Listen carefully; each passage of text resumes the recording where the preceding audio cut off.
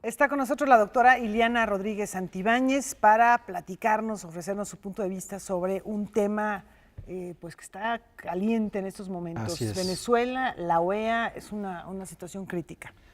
Doctora, muchas gracias por estar con nosotros. Gracias. ¿Cómo ves lo de Venezuela? ¿Qué ocurre? ¿Qué es lo que está pasando? Bueno, nosotros sabemos que después de Chávez, Maduro ha hecho todo un intento por dirigir este proyecto chavista, pero que se ha precipitado hacia ciertos indicadores negativos que tienen a la población muy descontenta. Los índices de su economía en picada, la inseguridad, la carestía, la violación reiterada de derechos humanos, los desplazamientos internos dentro de la propia Venezuela, los flujos migratorios hacia el exterior y una serie de indicadores que lo que muestran es un estado débil de derecho, un poder judicial que está respondiendo a los intereses del poder ejecutivo. En Venezuela, que tiene una característica dentro de su forma de gobierno muy similar a México y a Brasil, que son federaciones. Recordemos que no todo estado replica su misma forma de gobierno ni división de poderes. Ellos tienen hasta un quinto poder que tiene que ver con la población, es decir, hay un componente muy importante en la división de poderes, pero aquí el poder judicial, que debería estar apartado del Poder Ejecutivo y ser un verdadero órgano de decisión y condena a todas las circunstancias violatorias de derechos humanos, pareciera en una especie de mancuerna con el Ejecutivo que le quita esta autonomía. Esto, por supuesto, ha hecho que una gran cantidad de políticos que levantan la voz en contra del régimen se encuentren hoy día encarcelados. Uno muy emblemático que conocemos, Leopoldo López, cuya esposa Lilian Tintori ha estado haciendo campañas diversas desde su detención hasta en la propia OEA con Luis Almagro y también incluso con el presidente estadounidense para ver si podían ejercer presión para que las cortes decidieran en su liberación y no, al contrario, confirmaron su sentencia. Está como un vulgar delincuente, no como un activista político en búsqueda de la paz. Y bueno, y la violación a derechos humanos es reiterada. La ley Mordaza, la persecución a los medios, la salida de CNN. Bueno, ahí sabe lo que iba, ¿cuántos medios han tenido que cerrar? Iliana, ¿por qué no le explicamos un poquito al público cuál es la situación? La OEA dice que podría tomar ciertas medidas para hacer presión a Venezuela y que convoque elecciones, que se detengan estas violaciones a los derechos humanos. ¿Qué significa eso?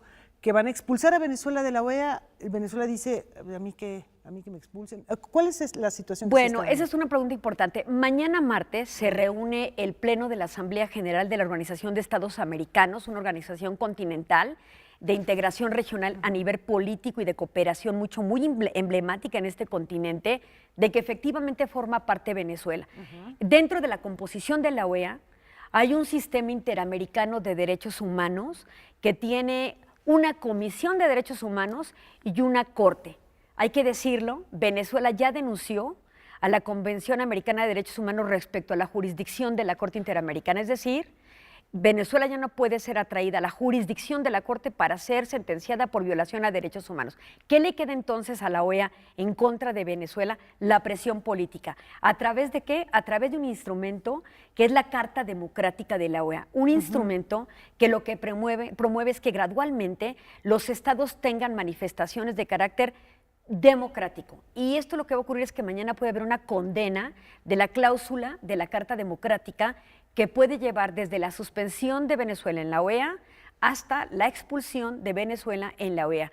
La canciller venezolana ha pedido que se aplace precisamente la reunión de mañana, precisamente para evitar que se colapse este mecanismo en contra de la propia Venezuela. ¿Qué podría pasar si expulsan a Venezuela? Bueno, hay una serie de situaciones. Primero, bloqueo económica, presión política, y entraría en una fase de mucha mayor asfixia que la que estamos viendo hasta la actualidad. No le conviene quedar fuera de lo que tiene que ver la Organización de Estados Americanos porque estaría más sola que nunca. No tener el apoyo de los Estados miembros de la OEA recorta sus posibilidades de salir del bache económico en el que se encuentra hoy día Venezuela. Va a tener que jugar sus mejores cartas diplomáticas para tratar de tener un mínimo de cumplimiento de la Carta Democrática para mostrar y evidenciar progresos de respeto a derechos humanos, para que pueda mantenerse en un régimen de cooperación internacional a partir de la OEA. Lo peor que le puede pasar es quedar sola, aunque también hay que decirlo, no sería la primera vez que una nación queda aislada de la OEA como hoy día lo es Cuba. Recordemos que Cuba, precisamente cuando opta por el modelo socialista, es expulsada de la OEA, no pertenece a la OEA y sí sobrevive, etcétera, pero vamos, sus circunstancias son distintas. Es un régimen socialista que como sea ha y que tuvo el mantenido apoyo salir. del bloque Sí, soviético es durante correcto, mucho son tiempo, ¿no? circunstancias muy diferentes. Ahora, ¿de qué manera esto impacta en la región? Lo pregunto porque hace poquito más de 10 años se estaba hablando de una América Latina distinta a la que nos toca ver hoy. Venezuela, Brasil, Argentina, Ecuador, Paraguay, incluso Uruguay, después del principio del siglo, estaban más o menos como armónicos y todos eran presidentes que venían de una izquierda o de partidos populares, frente a la conservadora Colombia y Chile, por así decirlo.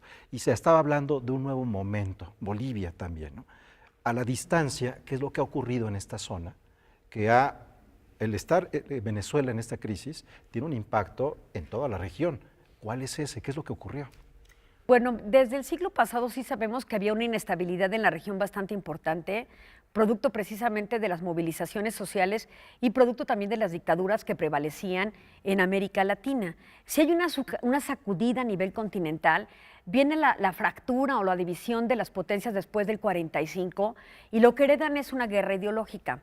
Una vez que cae el muro de Berlín y termina la Guerra Fría entre Estados Unidos y Rusia, comienza un nuevo modelo que es a partir de la década de los 70 específicamente, que es este modelo globalizador y que lo que ha permitido evidenciar o acentuar es precisamente el empobrecimiento de muchos segmentos de las poblaciones de estos estados y que comienzan a visibilizarse, a aflorar y manifestarse de una manera mucho más importante, y hay que decirlo también visibles, a partir de la introducción de las herramientas tecnológicas que nos permiten ver con mayor facilidad y comunicarnos y conocer de los problemas de una manera mucho más importante que lo que era el siglo pasado. Esto también ha permitido que los grupos sociales se organicen de una manera mucho más importante para actuar y evidenciar los malos actos de gobierno. O sea, no por nada, por ejemplo, hoy las campañas anticorrupción están en todos los estados. No por nada Guatemala hoy día tiene una comisión en contra de la impunidad que va vinculada a la ONU. También el año pasado Honduras ya le pidió a la ONU el apoyo de una comisión investigadora en contra de la corrupción en Honduras. Es decir, los estados están mostrando signos de agotamiento en sus formas democráticas y la clase política está desgastada y no ha podido responder precisamente a la repartición equitativa de la riqueza. No hay generación de empleos, no hay incentivos a la planta industrial y sigue habiendo una gran dependencia de otras entidades. No se han innovado formas como el Mercosur. Nosotros tal vez negociemos el Telecán, no hay mucha certeza en eso todavía, y una serie de síntomas, Wemansing, que me parece que lo que están señalando es la necesidad de un cambio económico mucho más justo. O sea, un cambio de modelo. Un cambio de modelo económico que apertura la posibilidad de participación de nuevos jugadores en condiciones mucho más importantes y, por supuesto, el acabar o a tratar de acabar con la corrupción. Recientemente nosotros vimos cómo cayó un presidente en funciones como el de Guatemala, y sucedido ahora precisamente por el entonces cómico Jimmy Morales, ¿no? Entonces, sí me parece que el Estado tiene que fortalecer su sistema de gobierno y, por supuesto, lo que tiene que ver con las auditorías de cuenta pública, revisión y anticorrupción para tratar de disminuir esta inconformidad que se ha presentado dentro de las poblaciones en América Latina. Y también el agotamiento de los partidos políticos, que bueno, es algo que podemos compartir México, Estados Unidos y América Latina en este momento, ¿no? Sí, es correcto, un reciclaje de políticos, como si no existiera suficiente talento entre nuestros propios jóvenes que ocupen estas posibilidades de acceso al poder y que se manifiesten de una manera mucho más acertada que lo que han hecho ahora los gobiernos. Entonces, bueno, en el caso de Venezuela, mañana, el miércoles hay que estar pendientes, ¿no? Es martes, porque lo habían estaba para mañana planeada la reunión de la OEA. Ah, bueno, para mañana hay que estar al pendiente de lo que pueda ocurrir, darle seguimiento a un país que, bueno, pues también es un foco rojo dentro de la región. Bien. Pues, doctora, muchísimas gracias por hablarnos Gracias a sobre esto. ustedes.